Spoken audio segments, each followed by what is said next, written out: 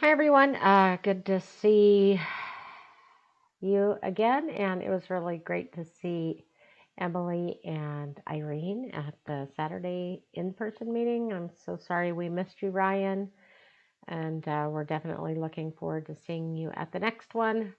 And please, make sure to connect with me if you have questions. We are kind of going to start jumping into the meat of this first course, which is how do you plan effective and engaging inquiry-based science lessons, which are both good practice for science teachers and also required for you to be able to demonstrate that you can plan inquiry lessons and assess those both for WU's education program, but also for your EdTPA.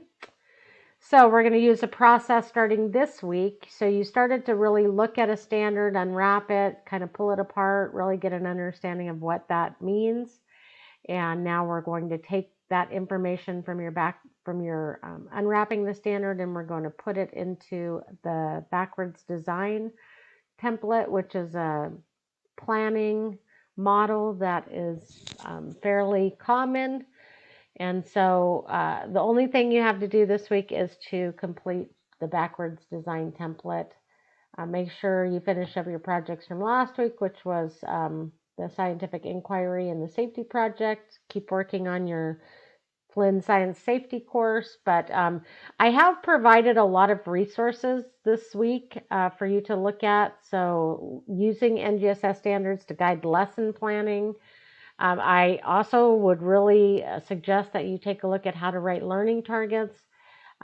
Most frequently, the feedback that I give on the backwards design has to do with writing learning targets, so that will be helpful. There's also additional resources for writing learning targets, thinking about assessments.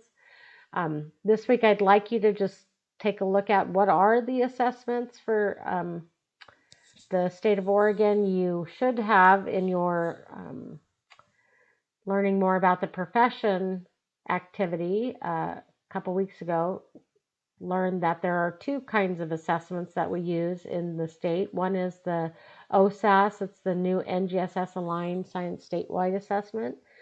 That is what your students will be actually having to perform and take.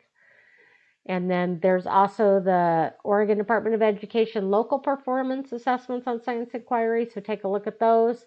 I've also provided some ideas for formative assessments and also some NGSS classroom sample assessments, because what I find is often in more traditional science classrooms, which a lot of you are in or have been taught in those types of classrooms and see your co-teachers in those types of classrooms, is that we kind of fall back on the traditional quizzes, end of the unit exams, and those don't really align with inquiry science and how do you assess that. So you're going to need to come up with a performance-based assessment for your unit.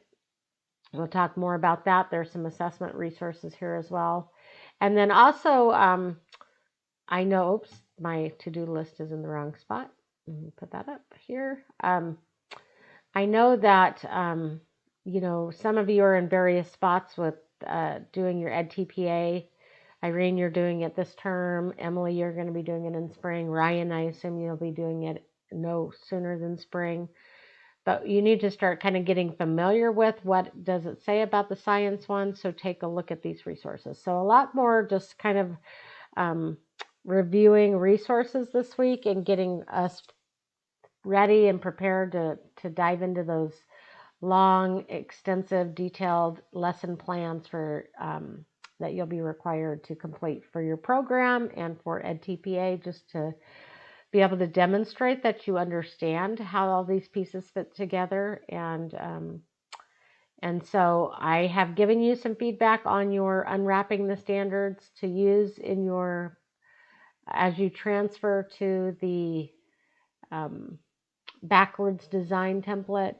And I will be giving, so this week when you submit it is a draft. I'll be giving you feedback. And then from that, you'll be taking that framework, and you'll be starting to draft your lesson plans. So that is what we're working on. The other important thing to remember is for the lessons that you're going to be doing, we are using the 5E model. So the 5Es were described, and you had to do a safety lesson using those. So all of your lessons in the science pedagogy classes will be, and for your EdTPA, need to address the 5Es.